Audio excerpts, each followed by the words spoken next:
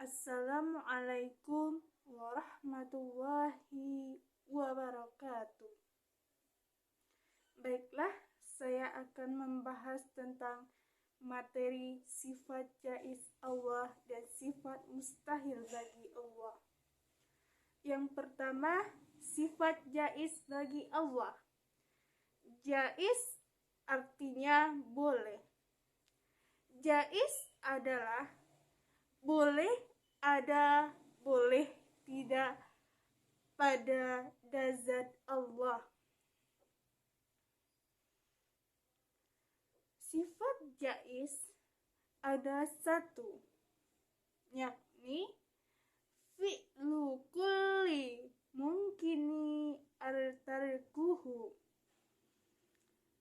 Artinya, Allah memiliki kekuasaan penuh untuk melakukan segala sesuatu yang mungkin dilakukan dan juga untuk meninggalkan. Karena Allah memiliki kebebasan berbuat atau meninggalkan tanpa ada yang memaksa. Contoh-contoh sifat jaiz Allah adalah memberi cobaan kepada hambanya yang taat, serta memberi kenikmatan kepada hambanya yang sering berbuat maksiat. Hal tersebut merupakan kehendaknya semata. Ada beberapa cara untuk meneladani sifat jaiz. Antara lain, yang pertama, tidak menyekutukan Allah. Yang kedua, yakin terhadap semua yang ada di alam semesta ini adalah milik Allah Subhanahu wa Ta'ala. Yang ketiga, takut berbuat dosa karena Allah pasti akan membalasnya. Yang keempat, tidak sombong terhadap apa yang dimiliki karena Allah pasti akan mengambilnya kapan saja. Yang kelima, tidak berbuat gegabah dan selalu berhati-hati dalam melakukan sesuatu. Jangan sampai mendekati larangan Allah Subhanahu wa Ta'ala. Yang kedua, sifat mustahil bagi Allah. Mustahil adalah sifat yang tidak layak dimiliki oleh Allah Subhanahu wa Ta'ala dan tidak mungkin ada oleh Allah Subhanahu wa Ta'ala. Karena jika sifat mustahil ada, maka sifat tersebut dapat menurunkan derajat Allah Subhanahu wa Ta'ala.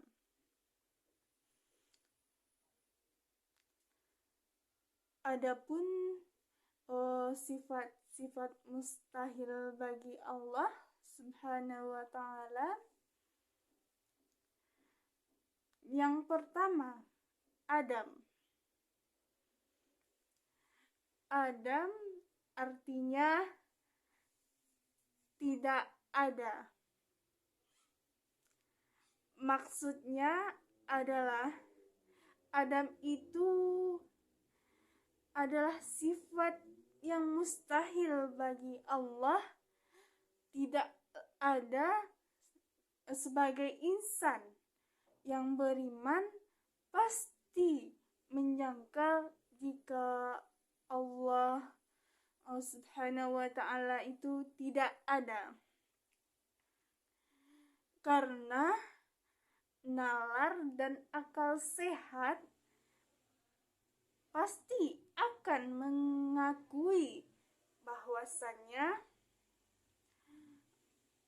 alam semesta itu ada dan diadakan oleh Allah Subhanahu wa ta'ala. Yang kedua, hudus, artinya baru atau perumpamaan. Maksudnya adalah mustahil bagi Allah itu baru. Adanya Allah diawali oleh ketidakadaan ciptaannya. Yang ketiga, fana, yaitu rusak atau binasa. Allah tidak akan pernah rusak dan sebagaimana makhluk ciptaannya. Allah sang pencipta mengatur alam penciptaan baik di bumi maupun di langit, maka mustahil bagi Allah itu rusak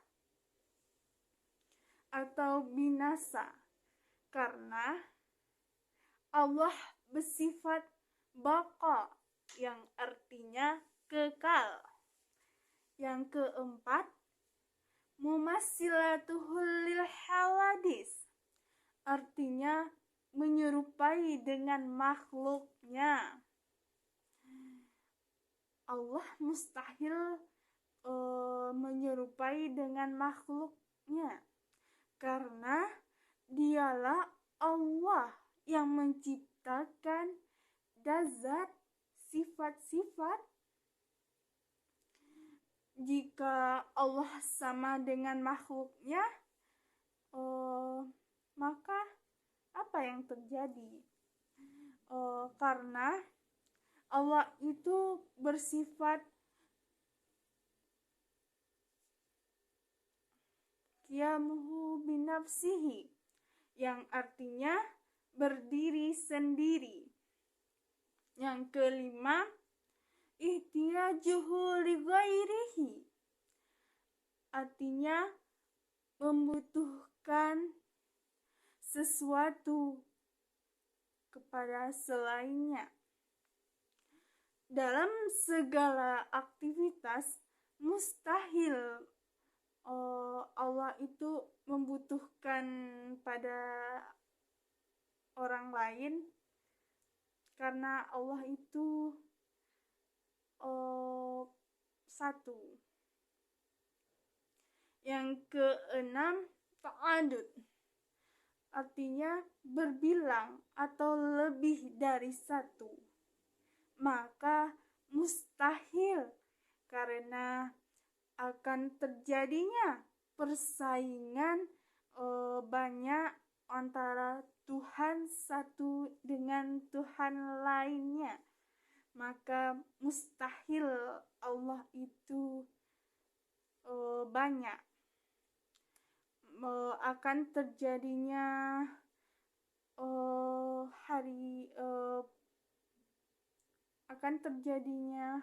dunia akan hancur.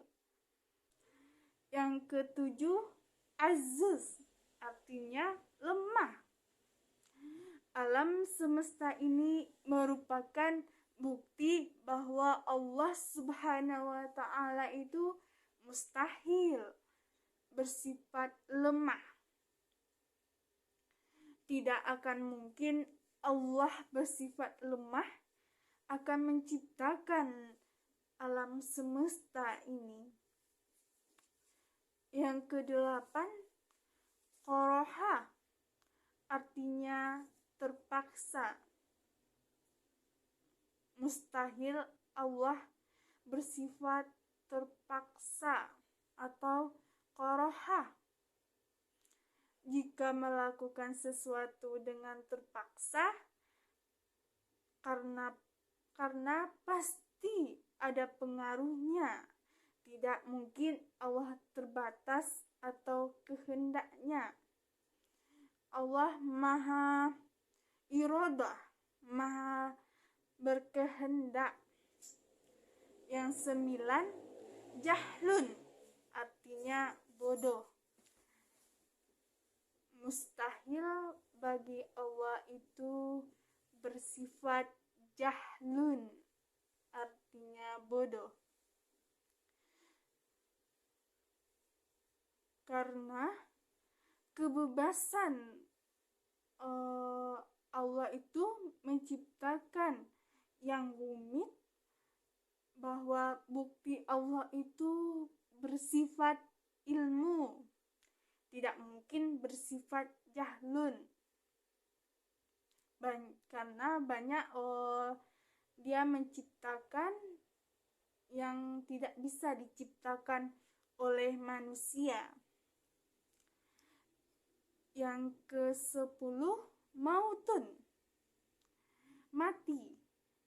Tidak mungkin Allah itu mati, karena jika Allah mati, maka alam semesta terbengkalai.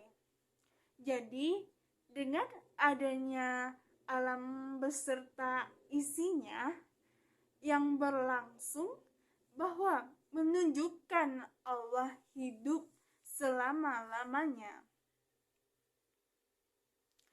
Yang ke-11, hashomun, artinya tuli.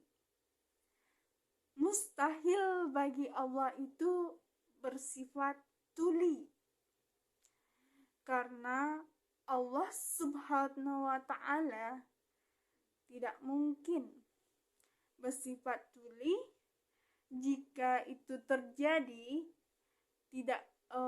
maka Allah tidak bisa mendengar doa-doa hambanya atau perkataan-perkataan hambanya. Karena Allah Subhanahu wa Ta'ala lah yang menciptakan pendengaran bagi semua makhluknya. Yang ke-12, a'ma, yang berarti buta. Mustahil bagi Allah itu buta, karena Allah itu karena buta tidak dapat melihat. Karena jika Allah itu buta, bagaimana Dia menciptakan penglihatannya kepada makhluknya? Pasti tidak mungkin. Dengan segala kesempurnaan wajib, Allah itu bersifat basar, maha melihat. Yang ke-13, bukmun, mustahil Allah itu bisu. Bukmun artinya bisu. Mustahil bagi Allah itu bersifat bisu, karena Allah Subhanahu wa Ta'ala tidak mungkin bisu. Sebab Allah Subhanahu wa Ta'ala belum menyampaikan wahyu kepada Nabi dan Rasul secara berangsur-angsur maupun secara perantaraan atau perantaraan malaikat Jibril. Allah Subhanahu wa Ta'ala mustahil bersifat mukmun karena Allah bersifat qalam. Hanya itu yang dapat saya sampaikan.